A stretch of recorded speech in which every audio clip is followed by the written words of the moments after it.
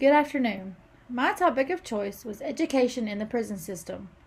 My topic did have some downfalls as far as research went, but I will say that I learned a lot about the ins and outs of the prison education system.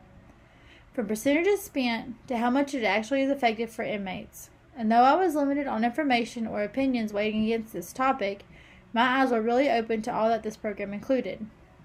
My first topic I read about was how close to home this topic really hit for me, and how it really made me wonder on the actuality of fairness between a law-abiding citizen and someone who had multiple arrest records being provided the education and job opportunities, while I was struggling to receive the same thing. If a person is a repeat offender, then how fair is it to have an education offered every single time that they're put back in prison? It's not really a matter of right or wrong, or fairness really, but when you come to think about it, if school debt for most students is thousands of dollars, which has to be paid off by a timeline, but an inmate, every expense is met without any kind of debt towards said person. Aristotle did say that it is the mark of an educated mind to be able to entertain a thought without accepting it. Our prison system has over 22 million inmates in state, federal, and local facilities, and oftentimes over 50% of inmates end up right back in prisons after being released.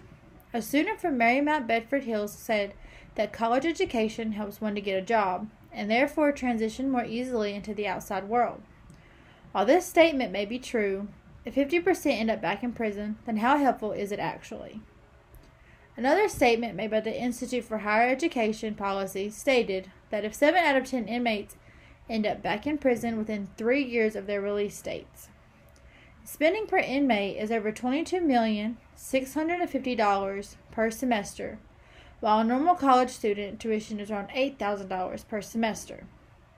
One of my solutions to this was that after an inmate was released was to have an education after the fact as part of parole, or once an inmate found a job, having that debt paid off per paycheck instead of the government funding for it all. Another way to help inmates learn financial responsibilities is to set up big jobs inside the prisons and take each workday and each paycheck taken the total of and put towards helping pay off whatever debt is made for education. I can only imagine having to do college level classes over and over and over again if I was someone who continued to be arrested. I believe that education help and benefits should be provided after they have served their time and when you're being clean and abiding by state laws. And education is a powerful thing, and it is crazy to think that so many squander it daily at the expense of tax dollars and people who want the best for inmates, and to not see them back on the streets or back in prisons. In conclusion, I had changed my mind, some on the fact that yes, it may be effective some of the times, but when all is said and done, there needs to be some sort of responsibility taken by people who choose to break the law. Although my original perspective was one of negativity and only being willing to see the disadvantages it caused, my eyes had been opened during my research to many of the true advantages, realizing that my thoughts were weighted due to personal experiences from seeing an extended family member abuse this particular educational opportunity.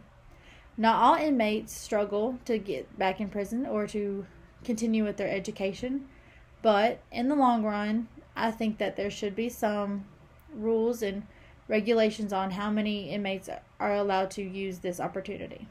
Thank you.